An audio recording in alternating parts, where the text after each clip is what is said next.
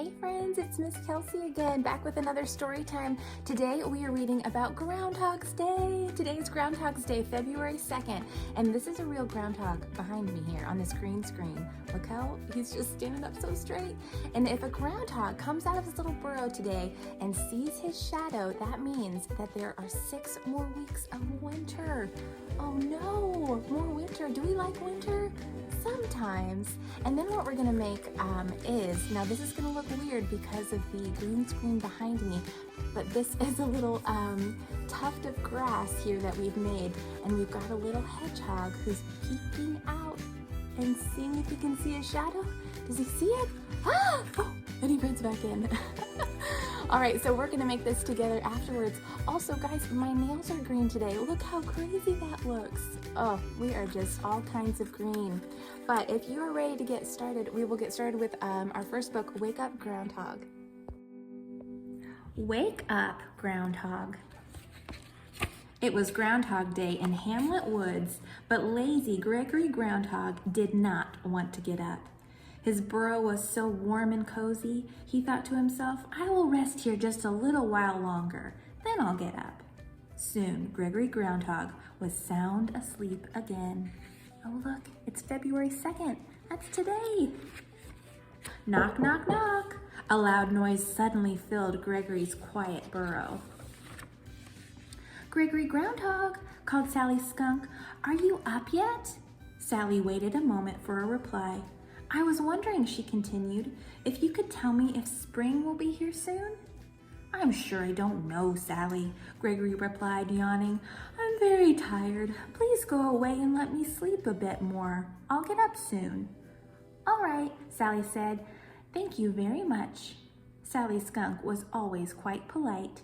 She scampered off. Gregory pulled the warm covers over his head. Soon he had drifted back into a deep slumber. Thump, thump, thump. Another loud noise suddenly filled Gregory's quiet burrow.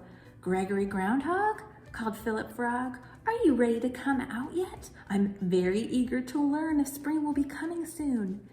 Philip's deep voice boomed loudly. I'm too tired to get up right now, Philip, Gregory said in a sleepy voice. Please let me rest for a few minutes, then I'll get out of bed. So Philip Frog hopped up over the hill. Gregory rolled over, and before long, he was snoring away. He doesn't look very happy, does he? Scratch, scratch, scratch. Another noise suddenly filled Gregory's quiet burrow. Gregory Groundhog? Rosie Raccoon whispered slyly. I'm so sorry to wake you, but please go away, Rosie, Gregory grumbled. I know you want to find out if spring is coming, but I am just not ready to leave my cozy burrow yet. Rosie Raccoon scurried off. Gregory fluffed up his pillow and put his head back down. Caw, caw, caw! A very loud noise suddenly filled Gregory's quiet burrow. Gregory Groundhog, Charlie crowed in his rackety voice. Are you ready to wake up and tell me if spring is around the corner? No, Charlie, Gregory said, feeling very grumpy. He pulled his pillow over his ears. I am not ready to get up yet, he told Charlie. Now would you please be quiet while I take a short little nap?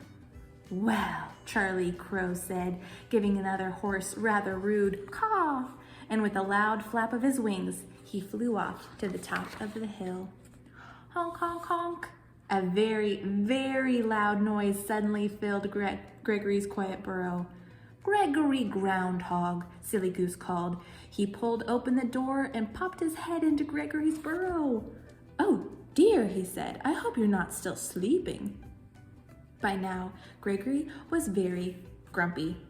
Yes, Silly Goose, he growled, I am still sleeping. You are? Said Silly Goose in surprise. But Gregory, it sounds as if you are wide awake. Oh, never mind, Silly Goose, Gregory groaned. Please just leave me alone. I will get up soon, but not until I am good and ready. So, Silly Goose waddled away up the hill. Gregory Groundhog lay down again. He tried to go back to sleep, but it was no use. Gregory tossed and he turned and he tossed and he turned until finally he decided it was indeed time to get up. Is he counting ladybugs instead of sheep? Gregory Groundhog climbed out of bed, yawned one last time, and crawled out of his burrow. Outside, the sun shone brightly in the blue sky. Gregory's friends were waiting for him at the top of the hill. As he reached the crest, they all rushed over. "Is it time now, Gregory Groundhog?" cried Charlie. "Yes, you can tell us now if spring will be here soon?" "Yes," Gregory said, smiling. Now he was wide awake. He did not feel so grumpy. Gregory looked down, and there on the ground was his shadow. "Oh no," said Gregory Frog, sighing. "I guess spring won't be coming back soon to Hamlet Woods after all." "Yes," Sally Skunk nodded sadly. "When Gregory Groundhog sees his shadow, it means there will be 6 more weeks of winter." Silly Goose shivered. "Did you say 6 more weeks of winter?" "Yes, Silly Goose," Gregory said. "There will be 6 more weeks of cold and snowy winter." "Well, in that case, goodbye," said Silly Goose. And with a flap of his wings, he started for the path that led down to the hill. A moment later, the rest of Gregory's friends hurried after Silly Goose. "Where are you going?" Gregory called out in surprise. Philip Frog stopped and turned around. "Now that we know that spring isn't coming here soon, we're all going home to take a little nap," he explained. "A little nap?" Gregory replied. "After waking me up, my friends are going to go home to take a nap?" And as Gregory watched his friends hurry home, an idea popped into his head. Let's see what his idea is. Gregory Groundhog waited until all his friends were tucked snugly into their warm, cozy beds, and then he woke them up. Oh, naughty little groundhog. Oh, that was silly. But he saw his shadow, so that means 6 more weeks of winter. Oh my goodness. All right then, so for our craft, what you're gonna do first is grab your little groundhog and we're gonna color him any color you want. I made mine brown, just like a regular groundhog with little pink cheeks. And what we're gonna do is tape this little guy onto this little popsicle stick. So I've already added some tape to mine. I'm just gonna flip him over like this and tape it down so it's nice and secure. Like that.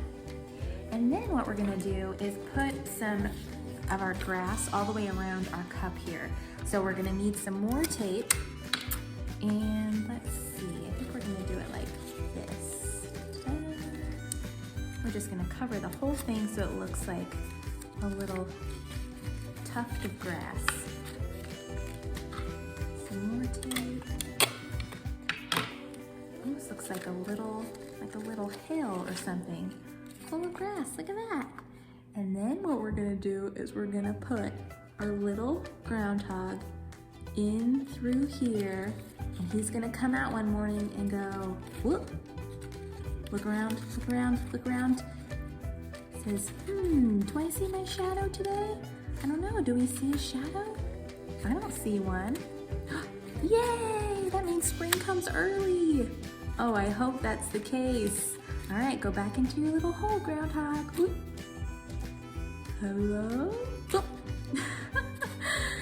All right, so if you want to make that, we've got everything you need at the library, or you could probably find these things to make it at home. Does that sound like fun? All right, you guys have a good day and happy Groundhog's Day. Goodbye.